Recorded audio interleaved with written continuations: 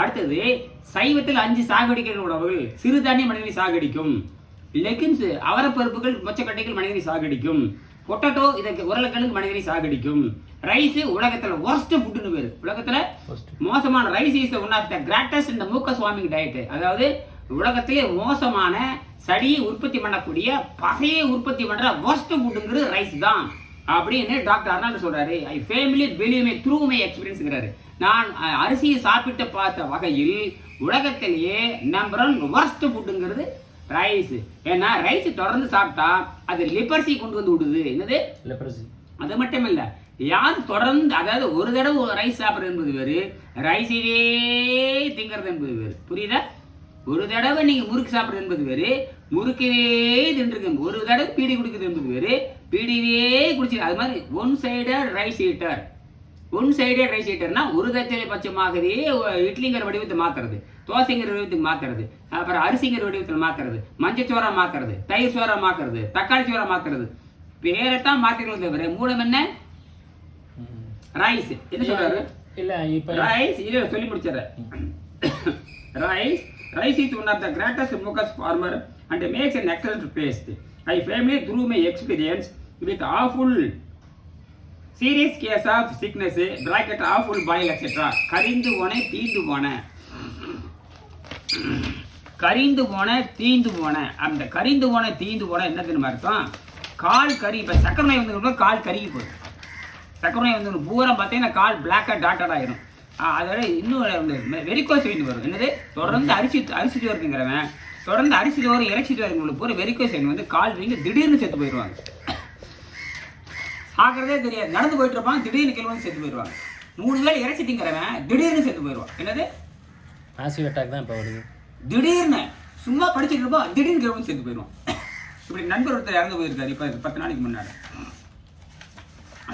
தொடர்ந்து அரிசியே சாப்பிட்றவங்க இப்படி தான் காலாகும். இறைச்சி சேர்த்துட்டோம்னா அவ்வளவுதான்.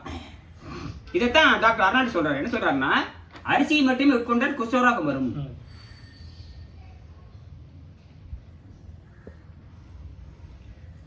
அரிசியை மட்டுமே உட்கொண்டால் குஷ்டரோகம் வரும். ஆஃபுல் பாயில்னா வெந்து போன, ஆஃபுல் பாயில்னால வெந்து போன etcetera. One sided rice eater leg. That rice is the foundational case of leprosy. Rice is the foundational case of leprosy. Leprosy உருவாக்கக்கூடிய அடிப்படையாக இருப்பார். நான் சொல்லல, சொல்றது யாருங்க? Doctor Arnold Ehret. இல்ல இப்ப நம்ம அந்த 180 நாள் பயிற்சியிலுமே ரைஸே வராது. அந்த உணவு நீங்க சொல்லிடுவீங்க, இந்த உணவு எடுக்கணும்னு சொல்லிடுவீங்க 180 நாள்ல. அந்த உணவுல பின்னாடி வர அது குறைச்சிக்கிட்டே வந்துருவான். குறைச்சி ஒருவேளை உணவுக்கு வந்துருவான். ஒருவேளை ஒன்பான் யோகி, நீதி ஒன்பாடு 9வது பாடல ஒருவேளை ஒன்பான் யோகி, 2 வேளை ஒன்பான். 2 வேளை சாப்பிட்றதே போகின்னு அர்த்தம். போகினா ஆடம்பரம் அர்த்தம், போகினா விபச்சாரின்னு அர்த்தம். இப்போ அந்த 180 நாள் பயிற்சியில உணவுமே நீங்க சொல்லிடுவீங்க. ஆமா, 180 நாள் பயிற்சி முடிஞ்சதுக்கு அப்புறம் நம்ம உணவே இல்லாம நீர்லிங் காட்டிலே மாறிடுவோம். ஆமா, அது எவ்வளவு நாள் இல்லைங்க நீர்லிங் காட்டிலே? அது ஆயிரக்கணக்கான ஆண்டுகள். ஆமா, அப்ப அதையும் நம்ம வந்து பயிற்சி பண்ணிக்கலாம். உணவு எடுத்துக்கலாம், நம்ம இந்த பயிற்சியை வச்சு நம்ம திருப்பி நம்ம நீங்க சுத்தப்படுத்திக்கலாம். உணவு என்பது போதைப் பொருளை தவிர உணவு ஆரோக்கியம் கிடையாது. உணவு என்பது ஆடம்பரம், அது தேவையற்றது. ஏன்னா ஜீரணீரே தேவையற்றது. அப்ப இந்த பயிற்சியை வந்து நீங்க வாட்ஸ்அப் மூலமாவும் டெலிகிராம் மூலமாவும் நீங்க மலிவா கொடுக்கலாம், ரொம்ப மலிவா கொடுக்கலாம். இப்போ இந்த பயிற்சி எடுத்துக்கிறதுக்கு எவ்வளோன்றதையும் சொல்லிடுங்க. இப்போ வந்து தனிப்பட்ட மனிதனுக்கு நான் எடுக்க முடியாது. தனிப்பட்ட முறையில் வந்து நானா விரும்பி ஊருக்கு வருவேன். ஏதோ ஒரு ஊருக்கு தான் நானா போவேன். நான் விளம்பரம் வாட்ஸ்அப்பு தான் நான் விளம்பரம் கொடுப்பேன். நமக்கு வந்து விளம்பரம்னு ஒன்றும் கிடையாது. நேராக உணவில்லாமல் வாழும் கலைன்னு யூடியூப்ல விளம்பரம் கொடுப்பேன். அது யாராவது பார்த்து வருவாங்க. ஏற்கனவே 100 ரூபா வந்து பதிவு கட்ட சொல்லுவேன். ஒரு பதிவு கட்டம் வச்சிங்கன்னா ஒரு ஊருக்கு போனால் ஒரு 5-6 பேராவது சேரணும். ஒரு இடத்துல 5-6 பேர் சேர்ந்தாங்கன்னா ஒரு ஆளுக்கு 2000 ரூபாய் நான் கட்டணம் வாங்குறேன். 2000 ரூபாய், வெறும் 2000 கட்டணம் வாங்க. அந்த 2000 ரூபாய் கட்டணம்ங்கிறது 6 மாசத்துக்கான கட்டணம். சரி, நீங்க ஒரு பெரிய ஆளா இருந்தா 100 பேருக்கு உட்கார வச்சீங்கன்னா வெறும் 500 ரூபாய்க்கு சொல்லி கொடுப்பேன். அவங்க எத்தனை நாளைக்கு டெய்லி பயிற்சிக்கு வரும்? அவங்களுக்கு அதே இந்த 100 பேர்த்தை அப்படியே நம்ம வாட்ஸ்அப்ல கொண்டு வந்து அவங்களுக்கு 6 மாதம் அதே இந்த 500 ரூபாய்க்கு இது எப்படி 2000 ரூபாய்க்கு ஒரு ஆளுக்கு சொல்லி கொடுக்குறோம். அந்த 2000 ரூபாய்க்கு சொல்லி கொடுக்கணும். எனக்கு வடம் கிடையாது, வசதி கிடையாது. ஒரு ரூம் போட்டா 2000 ரூபாய் வேணும். அதெல்லாம் உங்களுக்கு புரியும். ஆக அவங்க ஏற்பாடு பண்றாங்க. யாரு? அவங்க சமூகத்து மேல அக்கறை இருக்கிறாங்க. அவங்க சொந்த ஒரு 1 லட்ச ரூபாய் செலவு பண்ணாதே நீங்க 500 பேர்த்து 1000 பேர்த்து உட்கார முடியும். ஒரு மண்டபம் வேணா இன்னைக்கு ஒரு 50 நாள் ஒரு மண்டபம் ஏற்பாடு பண்ண முடியாது. ஒரு டவுன்ஷிப்ல அது பக்கத்தால் பஸ் ஸ்டாண்டு பக்கத்துலன்னா அந்த மண்டப ரேட்டு நீங்க ஏற்றுக்கணும், எல்லாம் நீங்க பண்ணிக்கணும். அப்போ வந்து இந்த புத்தகத்தை நான் கொடுப்பேன். புத்தகத்தை வந்து 280 ரூபா இருக்கு. நீங்க 200 ரூபாய் கொடுத்து பார்த்துட்டு 500 ரூபாய் கொடுத்து காமிட்டு ஒரு 780 ரூபாய் நீங்க ஒரு 1 கோடி ரூபாய் செலவு பண்ணி தீர்க்க முடியாததை வெறும் 750 ரூபாய் செலவு பண்ணி 100 ஆண்டுகள் நோய் இல்லாம வாழலாம்.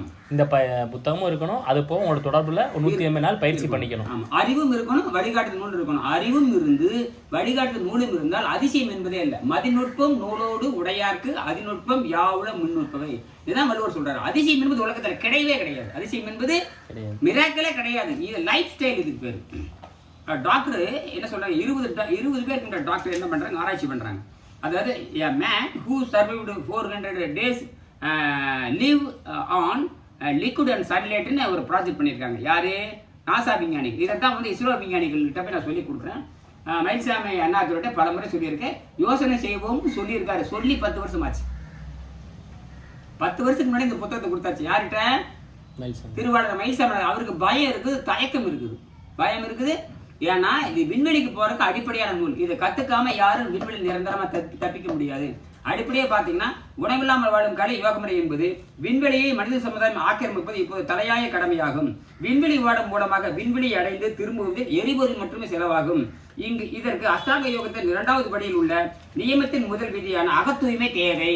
அகத்தூய்மை தேவை. இன்டர்னல் கிளீனிங் ப்ராசஸ்ன்னு பேரு. அகத்தூய்மை வந்து பழத்துல வராது, அகத்துணை நீர்நிலையில வராது. ஆனால் உணவு கட்டுப்பாடுல வந்து கடைசியில நீர் உணவு பயிர் செய்து உணவில் இருக்கிற பாய்சனம் பூரா விடைய எடுக்கணும். கீரையும் பாய்சன் தான், காயும் பாய்சன் தான், பழங்களும் பாய்சன் தான், எல்லாமே பாய்சன் தான். ஃபுட் பாய்சன் சொன்னாவே எல்லாமே பாய்சன். அதை நீங்க புரிஞ்சுக்கணும். தண்ணீர் மட்டும்தான் பாய்சன் கிடையாது. அதுதான் அழுகாது, கெடாது. சரி, அகத்தூய்மை என்பது உணவு கட்டுப்பாடு மூலமாகவும் நீருணவு மூலமாகவும் காற்றுணவு மூலமாகவும் அடைந்து விண்வெளியின் பிராணசக்தியில் மனித உடல் வாழ்ந்து பெருகும் வகையில் கல்வி முறை அமைய வேண்டும். இதை நோக்கி தான் நாங்கள் போறோம். அப்ப அழிந்துவிட்ட குருகுல கல்வி முறையை தமிழ்நாடு அரசாங்கம் செய்ய வேண்டும். அழிந்துவிட்ட குருகுல கல்வி முறையை நடுவண் அரசு, ஒன்றிய அரசு உடனே செய்தாக வேண்டும்.